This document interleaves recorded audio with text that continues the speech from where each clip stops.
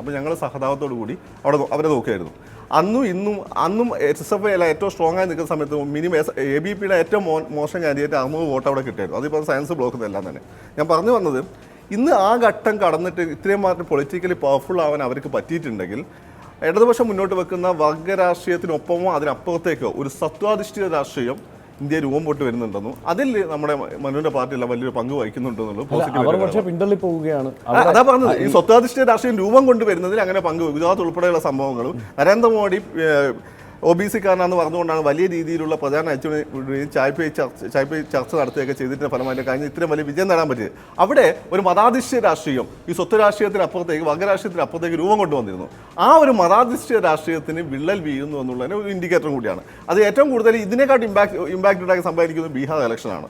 Bihar ഇലക്ഷനാണ് important ആയത്, important ആയി വന്നത്. ബാക്കി ഈ യൂണിവേഴ്സിറ്റിയിൽ നടന്ന ഇലക്ഷനൊക്കെ ആ രീതിയിൽ വലിയൊരു ഇമ്പാക്റ്റ് ഉണ്ടാവും എനിക്ക് തോന്നുന്നു കേരളത്തിൽ ഒഴിച്ച്. തീർച്ചയായും. ശ്രീ മാത്യു കുഴൽനാടൻ, ഈ തെരഞ്ഞെടുപ്പ് ഫലം താങ്കളെ സന്തോഷിപ്പിക്കുന്നോ അതോ സങ്കടപ്പെടുത്തും?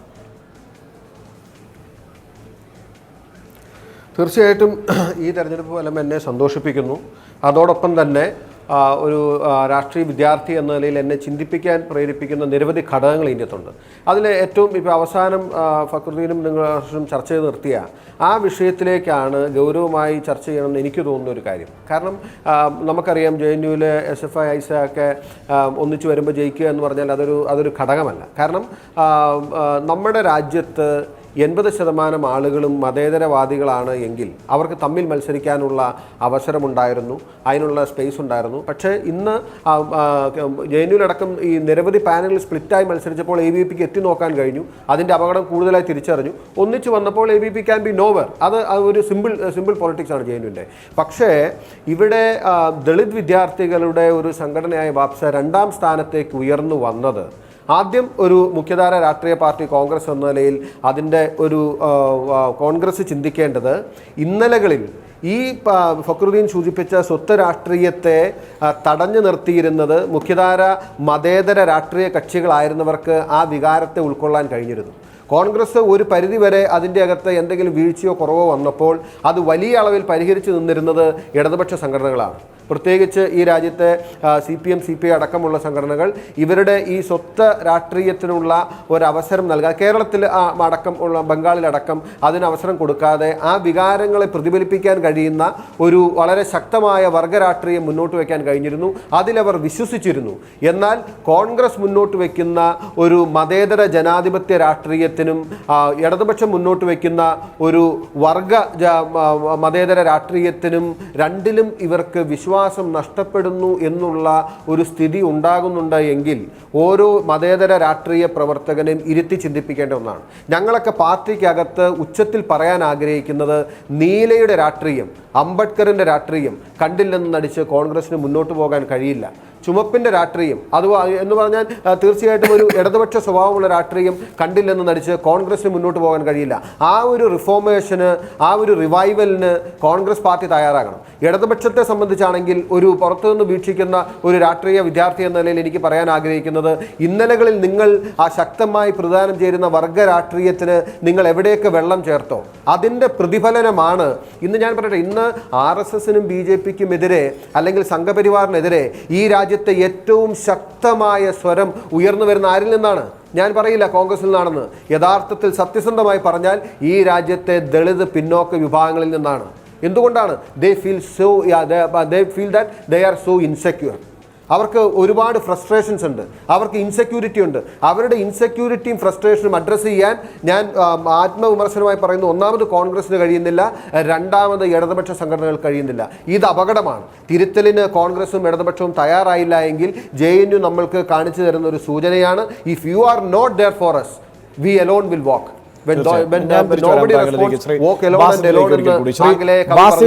ഇവിടെ ചില ആരോപണങ്ങൾ ഉയർന്നു വന്നിരുന്നു, അതിന് മറുപടി പറയാം. അതോടൊപ്പം അവിടെ ഉയർന്നു വന്നത് ഈ SFI സഖ്യത്തിൻ്റെ വിജയം എന്നതിനേക്കാൾ ഉപരി ഒരുപക്ഷെ രാജ്യം ശ്രദ്ധിക്കുക ഈ 2ാം സ്ഥാനത്തെത്തിയിരിക്കുന്നത് ആരാണ് എന്നതാണ്. ദളിത് വിദ്യാർത്ഥി സംഘടനയായ ബാപ്സ അവിടെ 2ാം സ്ഥാനത്തേക്ക് എത്തിച്ചേർന്നിരിക്കുന്നത് അത്ര ലളിതമായി കാണാൻ കഴിയില്ല.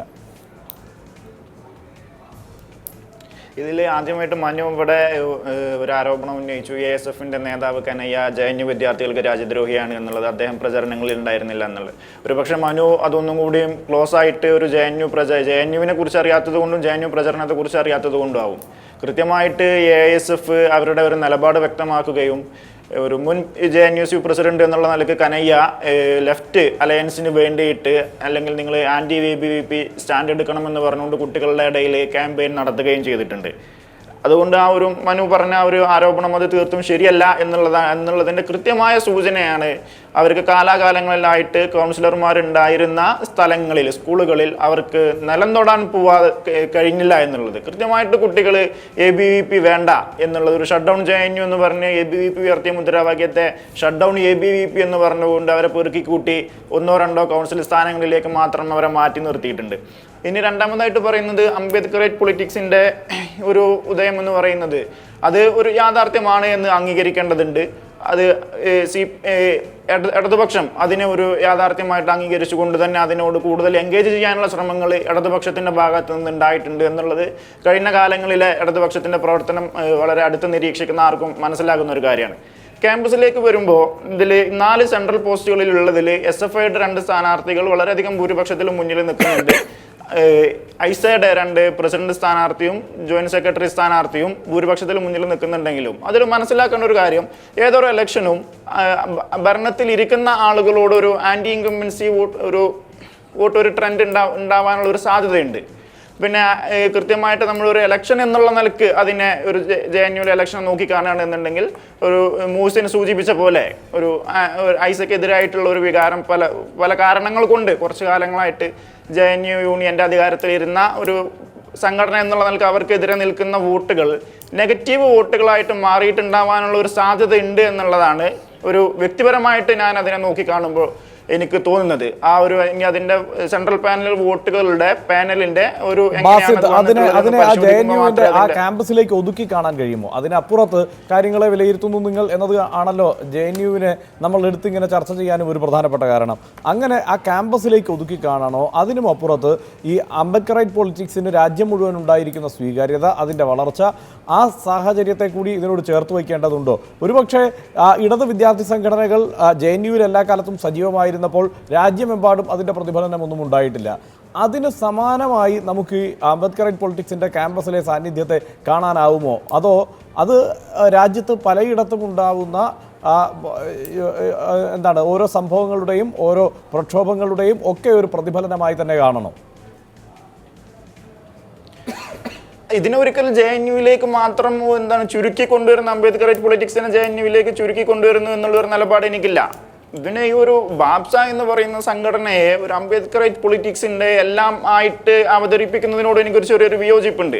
എത്രമാത്രം അതിൽ അംബേദ്കറേറ്റിസം ഉണ്ട് എന്നുള്ളതും എങ്ങനെയാണ് അവരുടെ നിലപാടുകൾ എന്നുള്ളതും പരിശോധിച്ചുകൊണ്ട് മാത്രമേ അതിന് സാധ്യമാവുള്ളൂ.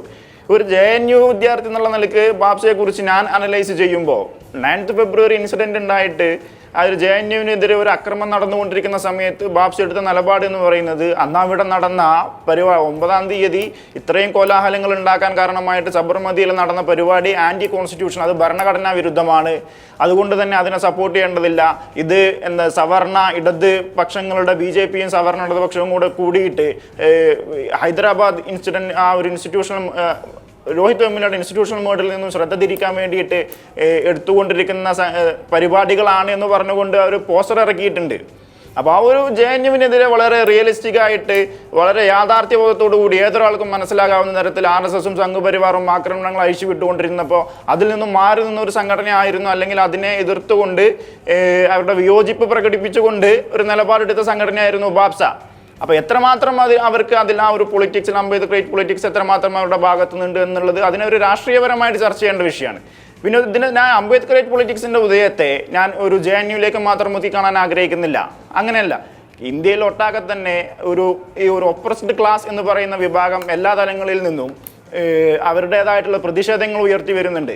പോസ്കോക്കെതിരെ വർഷങ്ങളായിട്ട് സമരം നടത്തിക്കൊണ്ടിരുന്ന ആ പ്രദേശത്തെ ജനങ്ങൾ ആ പോസ്കോയുടെ പ്ലാന്റ് അടച്ചുപൂട്ടിപ്പിക്കാവുന്ന തരത്തിലേക്ക് അവരുടെ സമരത്തെ വ്യാപിപ്പിക്കാൻ കഴിഞ്ഞിട്ടുണ്ട്.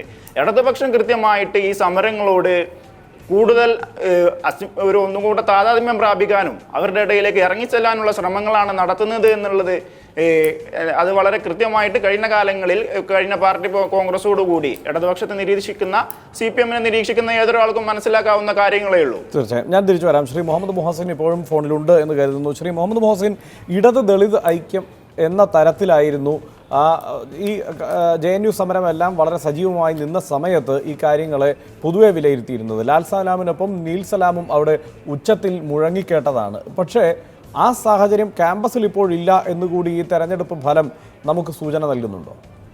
ഇല്ല. പക്ഷെ അതിനു മുമ്പ് ഒന്ന് രണ്ട് കാര്യങ്ങൾ എനിക്ക് പറയാനുണ്ട്. ഫക്രുദ്ദീൻ ഇവിടെ പറഞ്ഞത് AISF ഇത് കനയ എന്ന് പറയുന്നത് ജസ്റ്റ് ഒരു ഫിനോമിനൻ, അത് കഴിഞ്ഞു എന്നുള്ള രീതിയിലുള്ള ഒരു ചർച്ച വന്നു.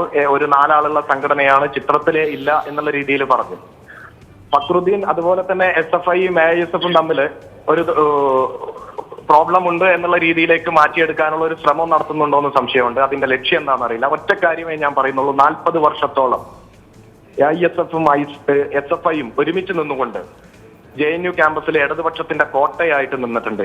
SFIയുടെ എത്ര പ്രസിഡന്റുമാരുണ്ടോ അത്രയുമോ അതിലധികമോ ജനറൽ സെക്രട്ടറിമാര് AISF-ന് കൂടെ ഒരുമിച്ച് ഒരു യൂണിയൻ ആയിട്ടുണ്ടായിരുന്നു. ഒരുമിച്ചാണ് നിന്നിട്ടുള്ളത്. ISF-ഉം SFIയും എന്ന് തെറ്റിയിട്ടുണ്ടോ, 2ആയി മത്സരിച്ചിട്ടുണ്ടോ, അന്ന് തോറ്റിട്ടുണ്ട്. പ്രകാശ് കാരാട്ട് ആദ്യമായിട്ട് അവിടെ പ്രസിഡൻഷ്യൽ സ്ഥാനാർത്ഥിയായി മത്സരിച്ച് തോറ്റത് 2ആയിട്ട് മത്സരിച്ച സമയത്താണ്. AISF കമ്പാരിറ്റീവ്ലി ചെറിയ സംഘടനയാണ് ആളുകളുടെ എണ്ണത്തിനെ വെച്ച് നോക്കുമ്പോൾ എന്നുള്ളത് സത്യമാണ്. ഈ കനയകുമാർ മത്സരിക്കുന്നതിന് മുമ്പത്തെ പ്രസിഡൻഷ്യൽ കാൻഡിഡേറ്റ്, അതിനു മുമ്പ് റാഹില മത്സരിച്ച സമയത്ത് കിട്ടിയ വോട്ട് നോക്കിക്കഴിഞ്ഞാൽ ഐസക്ക് എത്ര വോട്ടുണ്ടായിരുന്നു, SFIക്ക് എത്ര വോട്ടുണ്ടായിരുന്നു, AISF-ന്റെ അന്ന് LPF ലെഫ്റ്റ് പ്രോഗ്രസീവ് ഫ്രണ്ട് എന്ന് പറഞ്ഞ LPF ആണ് മത്സരിച്ചത്. റാഹിലയായിരുന്നു. ABVP രണ്ടാമത് വന്നു. 10 വോട്ടിൽ താഴെ മാത്രം മാറ്റത്തിൽ മൂന്നാമതായിട്ട് റാഹില പർവീനാണ് വന്നത്. അതിനുശേഷമാണ് മറ്റുള്ളവർ വന്നത്. അപ്പോ അങ്ങനെ ഉള്ള ഒരു ഹിസ്റ്ററിയും കൂടെ അതിനുണ്ട്. എന്നാൽ ഇപ്രാവശ്യം ആ രീതിയിൽ ആവരുത് എന്ന് ഉള്ളത് കനയകുമാർ എന്നുള്ള ഒരു വ്യക്തിക്കല്ല. അദ്ദേഹം ഉയർത്തിയ ലെഫ്റ്റ് യൂണിറ്റി വിജയിച്ച് ആദ്യം തന്നെ എല്ലാ സംഘടനകളുടെയും കൊടി ഒരുമിച്ച് പിടിച്ചുകൊണ്ട് യൂണിറ്റി മാർച്ചാണ് നടത്തിയത്, വിക്ടറി മാർച്ച് അല്ല നടത്തിയത്. അതുകൊണ്ട് അതിനുശേഷവും ആ ലെഫ്റ്റ് യൂണിറ്റി എന്നുള്ള തത്വത്തിൽ തന്നെയാണ് ഉറച്ചു നിന്നത്. ലെഫ്റ്റ് യൂണിറ്റി മാത്രമല്ല, ദളിതര്, ആദിവാസികൾ, നമുക്ക് അതിന്റെ അടുത്ത ഘട്ടത്തിലേക്ക് തീർച്ചയായും പോകേണ്ടതുണ്ട്. അതുകൊണ്ട് ഞാൻ ചോദിച്ച ചോദ്യത്തിലേക്ക് കൂടി വരാം. അതിനു മുമ്പ് ഫക്രുദ്ദീൻ എന്തോ പറയാനുണ്ട്. അല്ല, അത് അതിനു മുമ്പ് CPI പല കാര്യത്തിലും എടുക്കുന്ന ഈ ഉത്തരത്തിലെ പല്ലിന്റെ നിലപാട് അവിടെ തന്നെ. ഞാൻ ചോദിക്കട്ടെ, ഇത്രയും വലിയ കനയകുമാർ അത്രയും വലിയ പോരാട്ടം നടത്തി, എന്റെ പോയിന്റ് വളരെ കൃത്യമാണ്. കനയകുമാർ എന്നുള്ള വ്യക്തിക്ക് ഒബാമേനെ പോലുള്ള വ്യക്തിപരമായിട്ടുള്ള ഇമ്പോർട്ടൻസ് ഉണ്ടായിരുന്നു. എന്ന് വെച്ചാൽ അദ്ദേഹത്തിന്റെ ഒരു പ്രാഗൽഭ്യം, ഭാഷാ പാഠം, ഇതും അദ്ദേഹത്തിന്റെ തിയേറ്ററിക്സ്, ഇതെല്ലാം കൊണ്ടാണ് അദ്ദേഹത്തിന് അവിടെ വലിയ കുട്ടികളെ സ്വാധീനിക്കാൻ പറ്റും. മാത്രമല്ല, കഴിഞ്ഞ തവണ ഇനി കുറച്ച് കാര്യങ്ങൾ കൂടി അങ്ങ് പറഞ്ഞ സ്ഥിതിക്ക് കഴിഞ്ഞ തവണ ഇവർ AISF എല്ലാം കൂടി അവിടെ DSU എന്ന് പറഞ്ഞിട്ട് എക്സ്ട്രീം റൈറ്റ് വിങ് ഉണ്ട്. അവരാണല്ലോ ഈ പറഞ്ഞ അനുസ്മരണം സംഘടിപ്പിച്ചത്. JNUവിന്റെ ട്രഡീഷൻ വെച്ചിട്ട് നമുക്ക് വധശിക്ഷയെ പറ്റിയും കാശ്മീർ തീവ്രവാദത്തെ പറ്റിയൊക്കെ ഡിഫറെന്റ് ആംഗിളിൽ ചർച്ച ചെയ്യാം. പക്ഷേ നമ്മുടെ പാർലമെന്റിനെതിരെ ആക്രമണം നടത്തിയ ഭീകരവാദിയുടെ അനുസ്മരണം സംഘടിപ്പിക്കേണ്ട ആവശ്യമില്ല. അത് AISF-നും സംഘടിപ്പിച്ചില്ല, SFI-ക്കാരും സംഘടിപ്പിച്ചിട്ടില്ല. അത് നടത്തിയ DSU-ക്കാരും ഒന്ന് പറഞ്ഞോട്ടെ. അല്ല, മോസിം പറഞ്ഞപ്പോ ഞാൻ അത് DSU സ്പിൻഡർ ഗ്രൂപ്പാണ്. അവരുടെ വൻ സപ്പോർട്ട് കഴിഞ്ഞ തവണ വിജയത്തിനുണ്ടായിരുന്നു. അതൊക്കെ ഞാൻ പല കാര്യങ്ങൾ പറയാതിരുന്നത് ഈ പറയുന്ന ഇടതുപക്ഷ ഐക്യത്തെ ബാധിക്കേണ്ട വിചാരിച്ചില്ല. പിന്നെ നിങ്ങൾ SFI ആയിട്ട് എത്തിക്കേണ്ട ആവശ്യം എനിക്കുന്നില്ല. പലതവണ SFI-ലെ ഭാരം വലിച്ചത് നിങ്ങളെ സെപ്പറേറ്റ് ആയിട്ട് കഴിഞ്ഞ തവണ മത്സരിച്ചത്. ശുദ്ധ നുണയാണ് പറയുന്നത്. ഇവിടെ നാട്ടുകാർക്കൊക്കെ അറിയാം. ചില കാര്യങ്ങൾ നമ്മൾ പറയാത്തതുകൊണ്ടാണ്.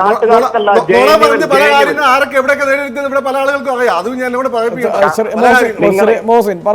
പറഞ്ഞോളൂ. എന്തെങ്കിലുമൊക്കെ വിളിച്ചു പറയാൻ, ശുദ്ധ നുണ വിളിച്ചു പറഞ്ഞ് എന്തെങ്കിലും അവസരം ലഭിക്കാൻ വേണ്ടിയാണോ എന്ന് എനിക്കറിയില്ല. അങ്ങനെ പലതും വിളിച്ചു പറഞ്ഞ് പലതും ഫോട്ടോ കട്ട് ചെയ്ത് പല അവസരങ്ങളും നേടിയെടുത്ത ആരാണെന്ന് ഇവിടെ നാട്ടുകാർ സ്വകാര്യമായിട്ടൊക്കെ പറയുന്നുണ്ടായിരുന്നു. അത് എന്നെ കൂടെ വെറുതെ പറയിപ്പിക്കരുത്. ഞാൻ പങ്കെടുത്ത പല ചർച്ചകളും പല ആളുകളും പലതും പറയുന്നുണ്ടായിരുന്നു. ഞാൻ എൻഡോസ് ചെയ്യാതെ LDF-നകത്ത് നെഗറ്റീവായിട്ട് ബാധിക്കേണ്ട പറയിപ്പിക്കണ്ട. എനിക്ക് പറയാൻ ഒരു അവസരം. തീർച്ചയായും പറഞ്ഞോളൂ. ഈ പ്രിയപ്പെട്ട പ്രേക്ഷകരെല്ലാവരും കേൾക്കുന്നതാണ്. ഫക്രുദ്ദീൻ അസൂയ അല്ലെങ്കിൽ ആ തരത്തിലുള്ള വികാരങ്ങൾ ഉണ്ടെങ്കിൽ ഒന്നും ആകാൻ പറ്റാത്തതിലുള്ള വികാരങ്ങൾ വിളിച്ചു പറയാനുള്ള ഒരു അവസരമായിട്ട് ഇതിനെ കാണേണ്ടതില്ല. ഇവിടെ SFIയുടെ പ്രതിനിധി അവിടെ ഇരിക്കുന്നുണ്ട്. എന്തായാലും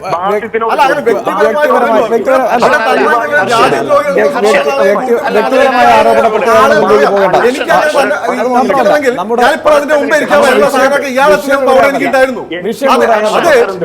പല വാദങ്ങൾ സത്യങ്ങൾ പിടിച്ചു നിൽക്കാൻ പറ്റാത്തതുകൊണ്ട് ജാമോസിന്റെ പേരിൽ ഒരു കാര്യം പറഞ്ഞിട്ടില്ല.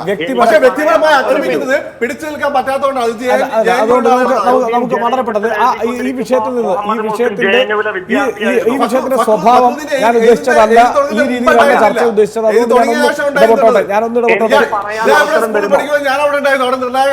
തീർച്ചയായും എന്തായാലും വ്യക്തിപരമായ ആരോപണ പ്രത്യാരോപണങ്ങൾക്കുള്ള വേദിയെ അല്ല ഇത്. വളരെ പെട്ടെന്ന് തിരിച്ചു വരാം ഒരു ചെറിയ ഇടവേളയ്ക്ക് ശേഷം.